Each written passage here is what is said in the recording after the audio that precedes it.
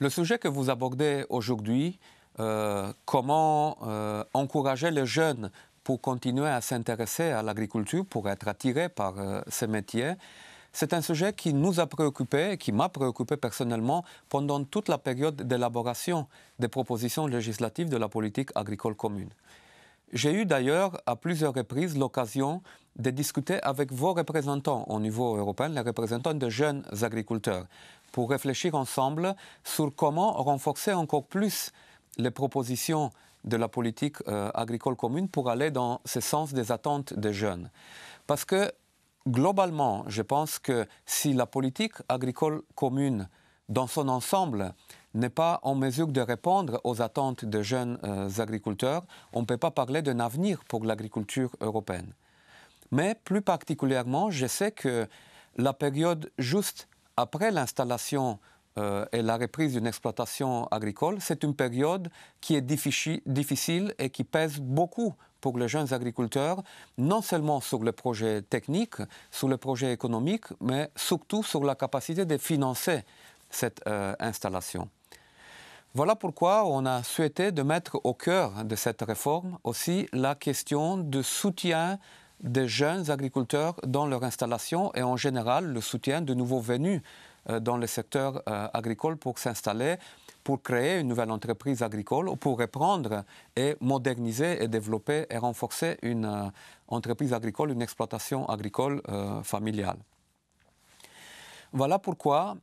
on a souhaité maintenir et renforcer les mesures qui existent déjà dans le programme de développement rural, c'est-à-dire l'appui financier avec une prime d'installation ou bien l'appui pour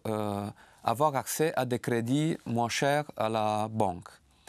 En plus de ça, on donne la possibilité aux États membres de définir au sein du programme de développement rural un sous-programme ou un paquet de mesures destinées aux jeunes agriculteurs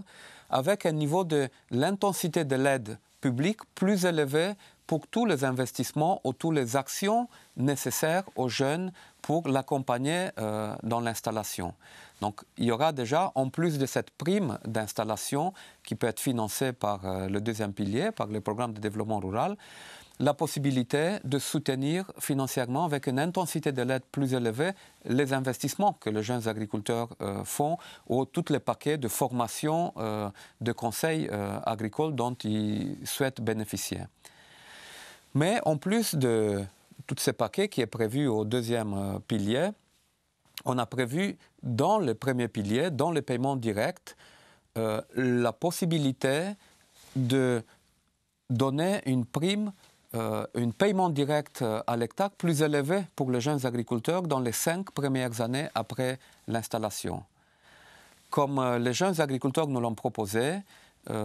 nous avons pensé aussi que dans ces 5 premières années, quand l'effort financier est plus important pour un jeune agriculteur qui s'installe, il y a besoin qu'il soit soutenu financièrement de manière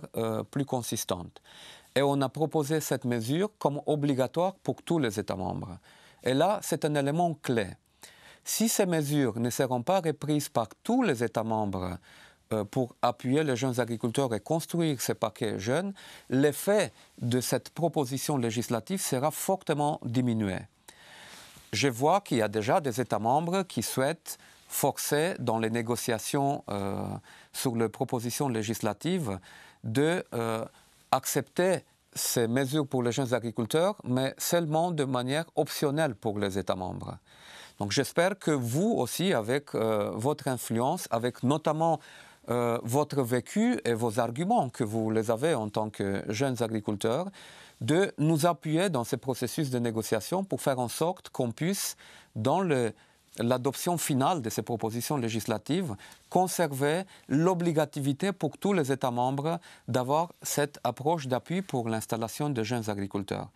Parce que le problème d'installation de jeunes agriculteurs, ce n'est pas un problème isolé pour une région ou pour une autre. C'est un problème européen et tous les jeunes agriculteurs, tous les jeunes qui souhaitent s'installer dans l'agriculture doivent être en mesure de bénéficier de ces soutiens spécifiques partout en Europe. De ne pas créer une discrimination à nouveau par justement ces choix optionnels qu'on donnerait aux États membres d'utiliser ou pas ces mesures.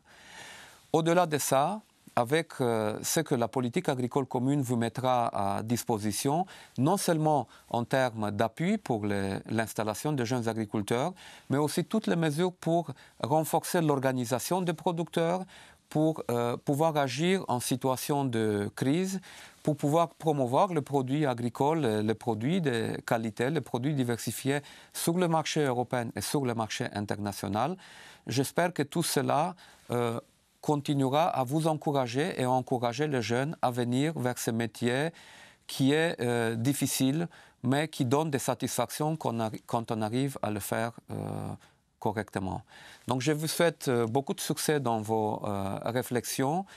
et ne baissez pas la garde, continuez à soutenir